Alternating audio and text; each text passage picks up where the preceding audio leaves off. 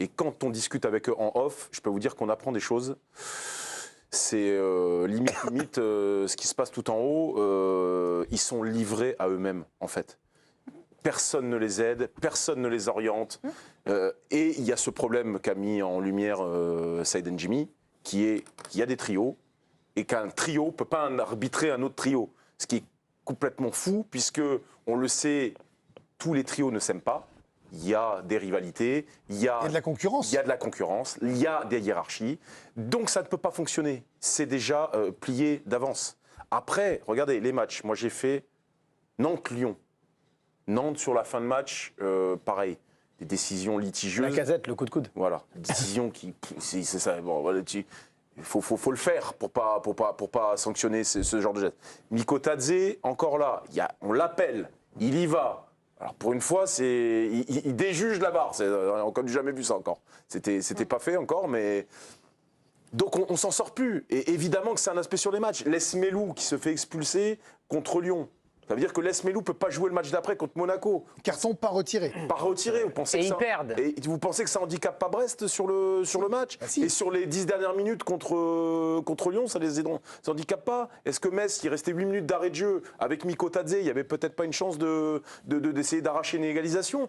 Évidemment, ça commence à faire beaucoup. Oui, mais là, mais j'ai de la compassion pour eux. Non mais on fait pas une chasse à l'homme, hein. Voilà, je précise quand on j'ai pose de la compassion question. pour eux parce que je sais que... C'est pas une chasse à l'homme, c'est juste une chasse à la compétence. Rien n'est fait pour essayer d'arranger les choses et rien n'est fait pour essayer de les aider. Mais Ludo, tu dis ça parce qu'on est à la 33e journée, 32e, 33e. Si on avait été à la 15e ou 16e journée, on n'aurait pas ce débat. En fait, le problème, c'est que si tu épluches les matchs de la première à la 33e journée, ce fameux dicton, ça s'équilibre sur une saison. C'est beaucoup cette année. Si on dit ça s'équilibre sur une saison, c'est le cas dans le même match Marseille contre quand Moumania se fait exclure par Pignard contre Nice.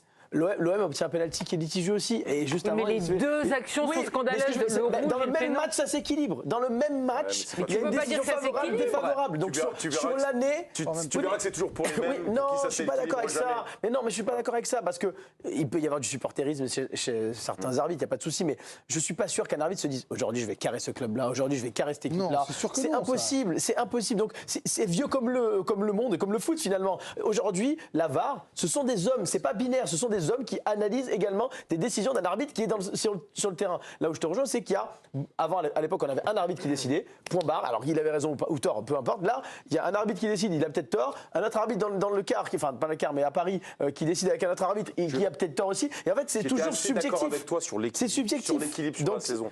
Je trouve que cette saison-là, c'est peut-être la pire qu'on ait eue sur les dernières années en termes de litige, en termes de mauvaises décisions. Tu sais ce qui se passe en termes de guéguerre. En fait, on a oublié l'ADN même du VAR. Le VAR, c'est intervenir pour des décisions qui sont des erreurs manifestes. Aujourd'hui, le VAR intervient pour tout et pour n'importe quoi. Et les joueurs appellent le VAR pour tout et pour n'importe quoi. Il y a 3 ans, quand tu regardes les matchs, le VAR intervenait uniquement pour les décisions. Oui, mais regardez, en Coupe d'Europe, ça s'est très bien passé. Exactement. Clément Turpin fait un super match. Manifeste, terminé. Turpin était bon, et on doit revenir à l'ADN du VAR, intervenir uniquement pour les erreurs manifestes. Mais Cannes, vous parlez de scandale. Une fois de plus, je le dis, c'est pas une chasse à l'homme.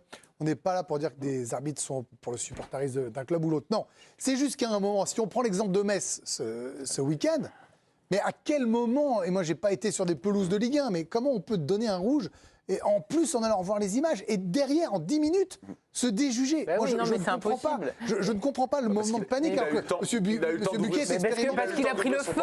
Tout simplement, il a pris le feu. Mais moi, par exemple, pour revenir sur ce que dit Karim, je suis pas. Pendant les 10 minutes, on lui a écrit.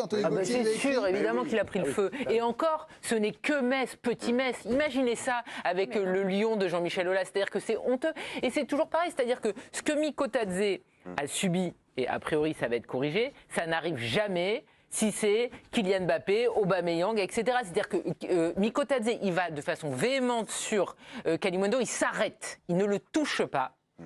L'arbitre est bien loin de l'action et Kalimundo vient au contact et après il s'effondre par terre. Donc Mikotadze est énervé, mais il ne fait pas le geste, il n'est pas en collision et il n'est pas en contact avec Kalimundo. Non, il ne le touche pas. Et ça... Parce que t'es Mikotadze, petit joueur entre guillemets de Metz, mais bien sûr que ça joue. Je veux dire, Kylian Mbappé, parfois il parle mal aux arbitres, il lui arrive rien parce que c'est Kylian Mbappé. Un joueur de Marseille, il sera pas traité de la même façon, etc. Et c'est ça qui est inadmissible parce que on en parle aussi énormément parce que Mikotadze, c'est le meilleur buteur de Metz. Parce que si c'est l'arrière droit de Metz, Exactement. on s'en fout. Mais Mikotadze, Là, il a une telle l'émotion. importance, parce que c'est 7 buts sur les 5 derniers matchs, que en fait, t'hypothèques la fin de saison de Metz. Bon, a priori, d'où ça la va être. Est-ce que c'est bien, par exemple, corrigé. qu'ils reviennent sur la décision? Ça existe Est-ce que c'est bien de ne pas avoir Mais bien consigné sûr, oui. T'arbitres plus un grand club, un petit, ça n'existe Mais plus. attends, Il y a tellement d'enjeux Jérémy aujourd'hui, Pignard ça n'existe se plus. fait non. mais laminer par Kimpembe en début de saison sur le bord de touche. Là, je sais pas si vous vous souvenez. Mais Pignard ne bronche pas. Alors c'est un match différent parce qu'il y avait un micro posé par Prime Oui. ce jour-là. Il Justement. ne bronche pas, alors que Kimpembe le pourrit. Mais je veux dire, c'est un petit joueur qui fait ça à un arbitre. Et ben l'arbitre, il fait le cow-boy. C'est quand même ça dans les trois PSG quarts Rennes, du il y a temps. 2 ans, je crois, Karim Abed qui sort un carton rouge sur un carton jaune sur Mbaye Niang. Il regarde le VAR, il déjuge le VAR, alors que le tacle est horrible de Mbaye Niang sur un joueur du Paris Saint-Germain. Il a gardé le carton jaune et derrière, il aurait dû lui mettre rouge. Ça existe. Karim, Chaque année, non, on a les Karim, mêmes je suis pas d'accord débats. avec toi. Sur l'équilibre à l'année, tu regardes Brest cette année, ils ont plus été floués par l'arbitrage qu'avantagés. Hein. Oui. Regarde les bananes qu'ils ont pris. Alors qu'est-ce que tu as signé? Ça veut dire qu'il y a une cabale contre Brest? Non, Non, il n'y a pas de cabale. Il y a un niveau d'arbitrage qui est en train de baisser. On a une rivalité en interne sur des clans d'arbitres qui se jugent eux-mêmes et qu'on ne peut pas continuer comme ça. Oui, mais il et que faut ça pas lèse des équipes. Je ne te dis pas que c'est toujours les mêmes. Et ça fait Je te dis moins que de ça ne vagues. s'équilibre plus. À un moment donné, ça prend trop d'importance. Et là, Rudy Buquet, je pense qu'il a beaucoup été surpris par la vague. Parce que Mikotadze et Metz, il s'est dit, bah, ça va passer crème en fait, Metz. Ben non, en fait, là, ça passe pas crème parce Mais que alors, c'est trop excusez-moi, gros. mais Émilie, moi, je trouve ça. Et j'ai pas de preuve que ce soit passé comme ça, mais ça semble évident que ça s'est passé comme ça. C'est-à-dire qu'il a pris le feu, je reprends votre mot. Bah, C'est-à-dire encore que heureux. dans les 10 minutes, maintenant, on a les moyens de lui dire, mais c'est pas possible, comment tu peux être allé voir la VAR et échanger. Bon.